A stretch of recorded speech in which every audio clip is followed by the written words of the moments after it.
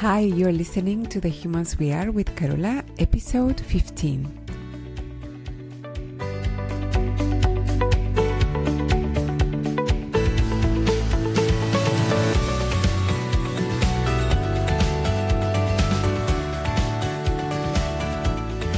Hello, my beautiful human friends. I hope you're doing amazing today. If you're new to the show, welcome, come closer. This is the right place for you if you want to have a kinder and more loving relationship with yourself so you can actually enjoy being you, being this amazing human that others seem to like and appreciate and love, but you not as much. And if we're being honest, I know, because I loathed myself for the longest time, and thankfully that's less and less now. Today, I have a story for you that is still painful to me, and it still feels raw and vulnerable, but I think it's an important one to share. So here we go. I've been fired too. That's the text message that I got from one of my dearest friends and colleagues this past week. As she shared some details, I started feeling anger coming up inside me. I tried to be a supportive friend, as we all would, right? Trying to stay connected with her and helping her process her experience. Because this wasn't about me, was it? I started noticing so many thoughts and emotions bubbling up in me. And even the days following her text, I noticed a ton of thoughts and emotions moving inside me. And I don't want to go into details about her situation because obviously it's not mine to tell, but I was thinking about how unfairly she was being treated and how undeserved and totally unnecessary that was. I started noticing myself feeling angrier and more frustrated, quote unquote, on her behalf. Or was it mine too? Because the thing is that a similar thing had happened a couple months ago to me, the day before we went on our Disney trip. Only then I pushed all the anger down. I wasn't going to let that ruin our first family vacation after the pandemic and the kids' first Disney World adventure and the Disney cruise. So I compartmentalized and I redirected my brain to the positive aspects of the whole situation over and over again. I am really good at directing my thoughts intentionally. I've practiced a lot. And in this particular situation, it was very helpful. We had a great trip and my thoughts and my emotions were never held hostage by that situation having happened. And I thought I was over the whole thing and I had turned the page. And in some senses I had, because I wasn't dwelling in how unfair and untrue things that were said about me were, how I was mischaracterized and underappreciated. So I had moved on. But I realized that in a way I had gaslit myself back then, and that now I had a very outwardly, at least for my brain, valid reason to feel that way because it wasn't about me. Can you see the problem with that? And by the way, I am not saying that I gaslit myself in a mean way. I am not beating myself up. I'm just noticing that that's what had been happening back then. This was all unconscious. And I think it's important to share this because it could happen to you as well. And I want you to know that you are not alone. When this situation was about someone else, about a friend that I love, it was super easy for me to connect with anger and validate the thoughts and the feelings of frustration, injustice, unfairness, etc. All the feelings that I couldn't connect with when it was just about me. And when I realized that these feelings were just as much about me than about her, I felt a huge amount of shame and guilt, and a loud, self-judging voice said things about how wrong it was to feel relief that someone else had been mistreated just like me. I still feel shame and like these waves of shame just now. Like, why do I need this to happen to someone else to feel validated? Why can't I validate myself? Well, because I am a work in progress too, and I will always be. We all are. And this is my curriculum for now.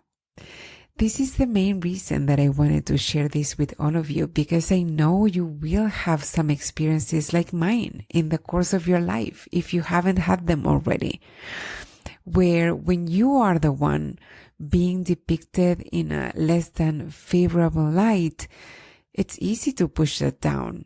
But when that happens to someone else, then you can let those feelings come up and it feels easier to feel activated when it's happening to someone else, especially if it's someone that you really love.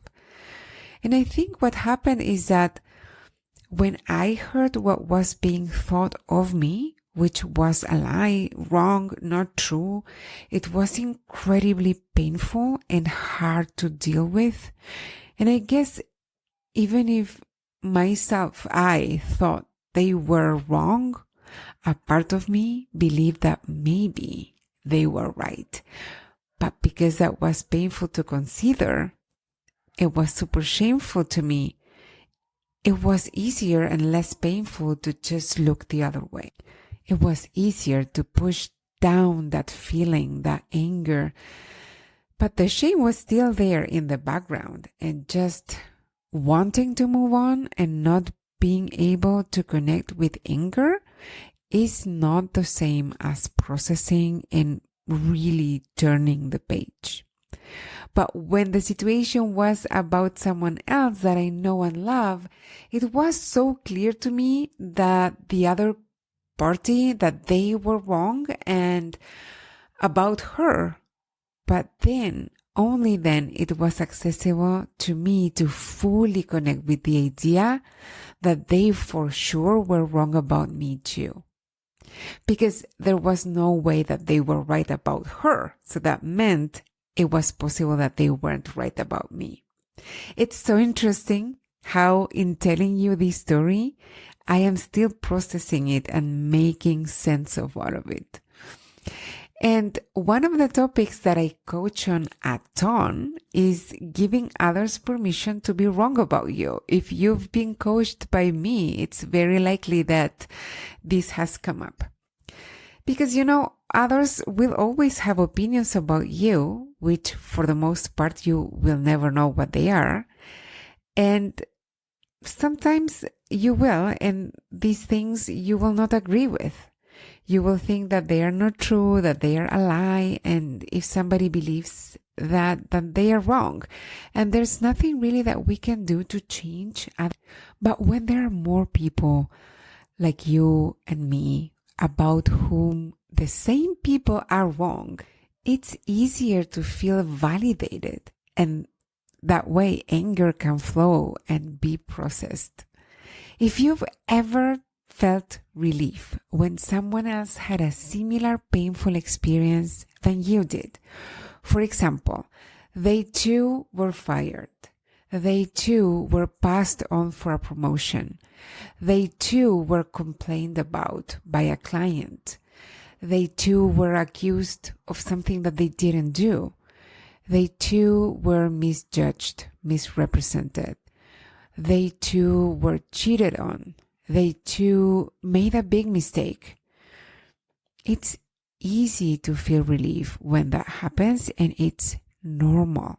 It's normal to feel validated and to feel that sense of relief. And it's normal to feel more angry when the thing happens to someone that you know and love than when it did to you. And I choose to take this as an opportunity to let the anger bubble up and be processed, and to connect with my own anger about my situation. Listen, I want to be clear that I know that nobody is indispensable, and no matter whether you are an employee, you are a contractor, or you have your own business and your own clients, there are always very legitimate reasons and valid reasons for those relationships to end. And it's usually not personal. And even if it is, that's also normal too. I 100% get that.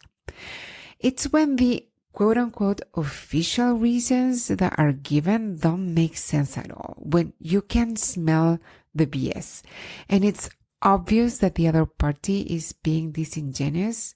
It's unnecessary. That's when anger has all the reason to come up.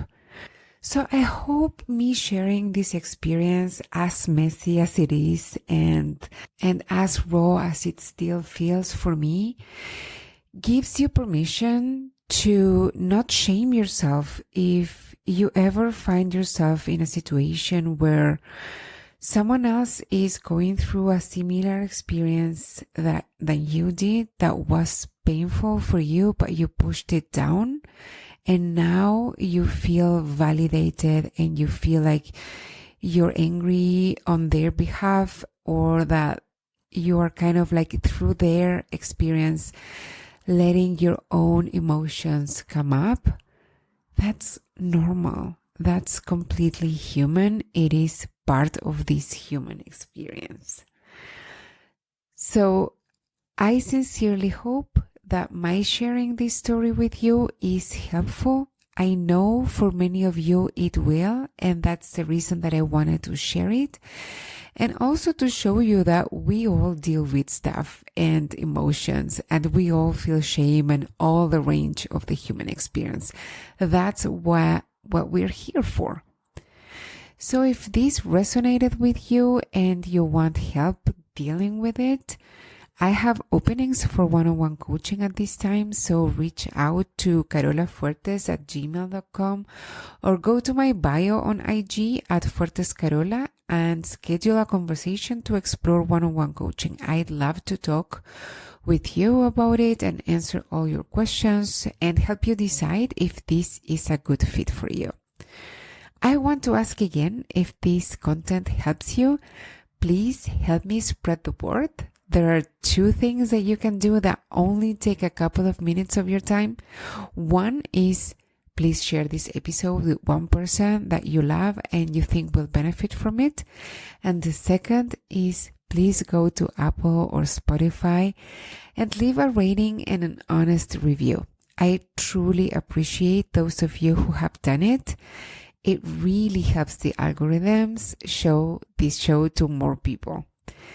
Okay, that's all for now. I will be back next week. And in the meantime, just be kind to yourself more than you think you deserve. That's all for now, my lovely humans. Bye-bye.